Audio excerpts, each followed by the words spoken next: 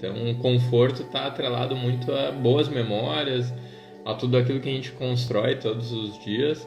Algumas coisas nós, um pouco mais consciente, outras coisas as pessoas que foram de alguma forma responsáveis por nos estruturar, né? Sejam os nossos pais, sejam os nossos tios, até mesmo os nossos colegas ao nosso redor.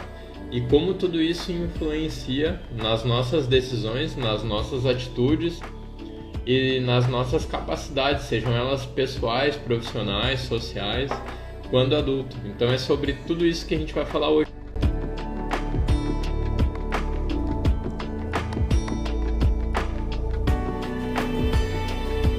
Hoje vamos e convenhamos, né? Mas é pros fortes. Aqui no Rio Grande do Sul, onde a gente está atualmente, tá chovendo, já estamos entrando no outono, que a gente tem uma missão muito maior.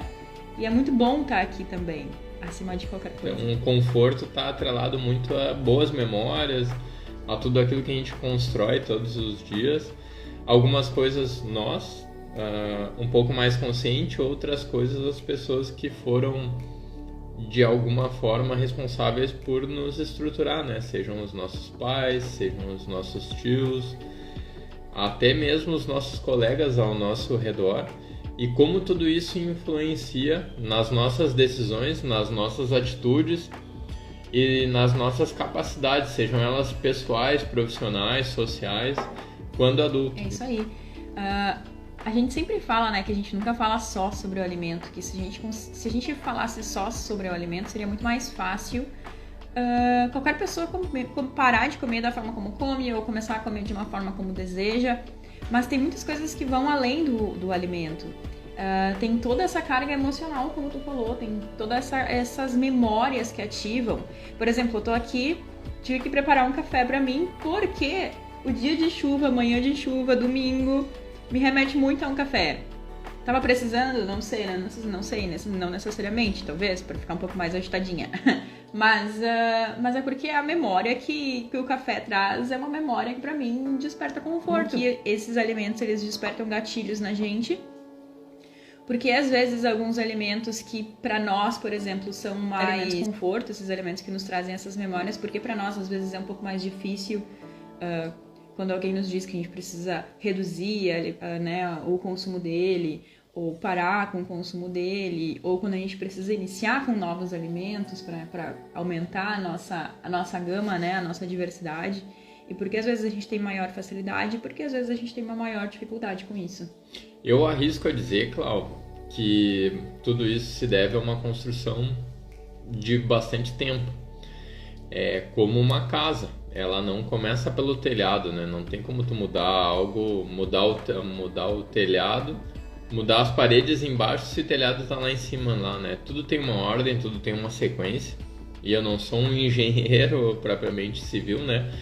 Mas eu acredito que isso daí muito se aplica dentro das nossas questões de vida. Então, imagina a gente ter uma transformação alimentar ou uma transformação de zero movimento para algum movimento, sendo que a gente foi cultivado, é igual uma planta, né, que é cultivada ao longo do tempo com o galho ali dentro de aqueles apoiozinhos, né, amarrado ali para não pegar vento e nem nada.